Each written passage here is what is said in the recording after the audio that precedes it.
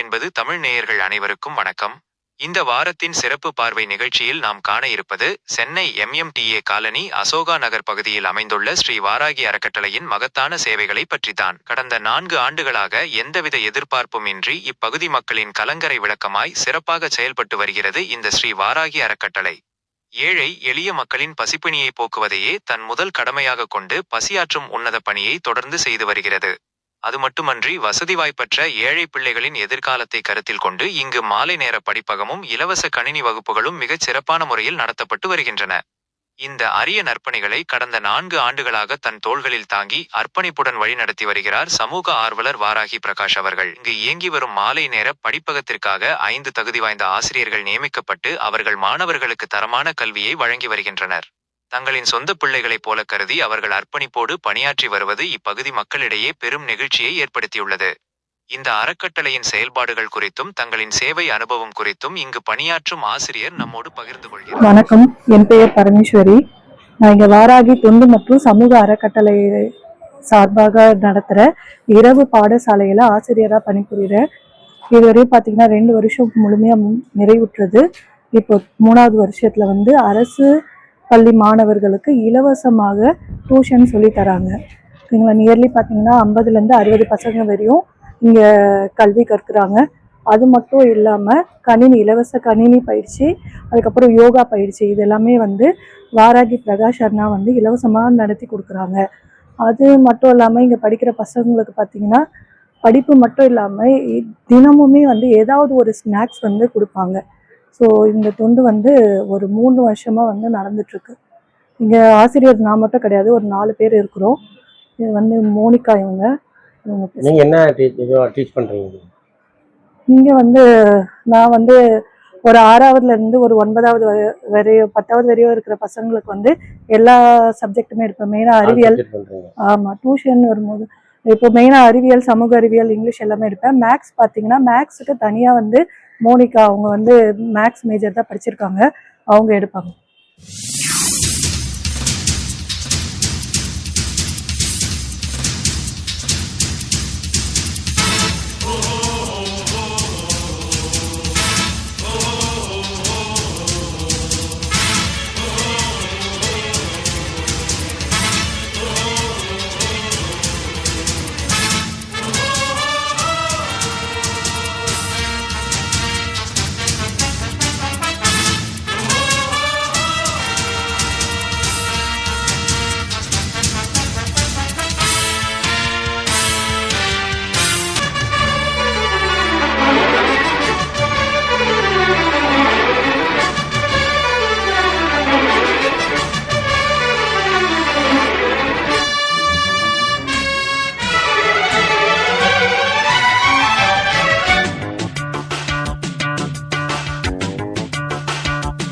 நல்ல நல்ல பிள்ளைகளை நம்பி இந்த நாடே இருக்குது தம்பி. நல்ல நல்ல பிள்ளைகளை நம்பி இந்த நாடே இருக்குது தம்பி. சின்னஞ்சிறு கைகளை நம்பி ஒரு சரித்திரம் இருக்குது தம்பி. சின்னஞ்சிறு கைகளை நம்பி ஒரு சரித்திரம் இருக்குது தம்பி. நல்ல நல்ல பிள்ளைகளை நம்பி இந்த நாடே இருக்குது தம்பி.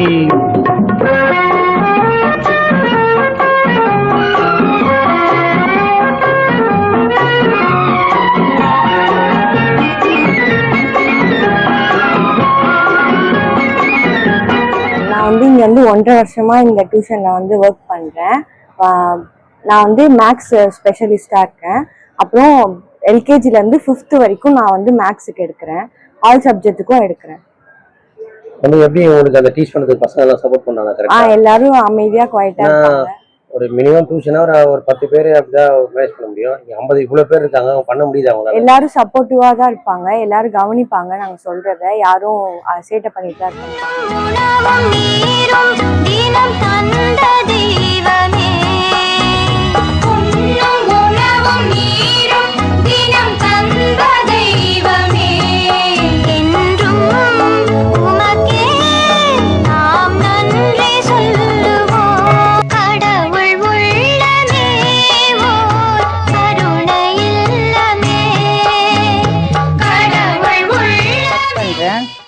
இங்கே கொஞ்ச நாளாக தான் நான் வந்து ஒர்க் பண்ணிட்டு இருக்கேன். ஆனால் இங்கே வந்து பசங்களுக்கு சொல்லி கொடுக்கும் போது நம்மளுடைய பிரச்சனை எவ்வளோ பிரச்சனையாக இருந்தாலும் சரி, இங்கே வந்து உட்காரும் போது பசங்களை பார்க்கும் போதே நம்மளோட கவலையெல்லாம் மறந்துடுற மாதிரி இருக்கு.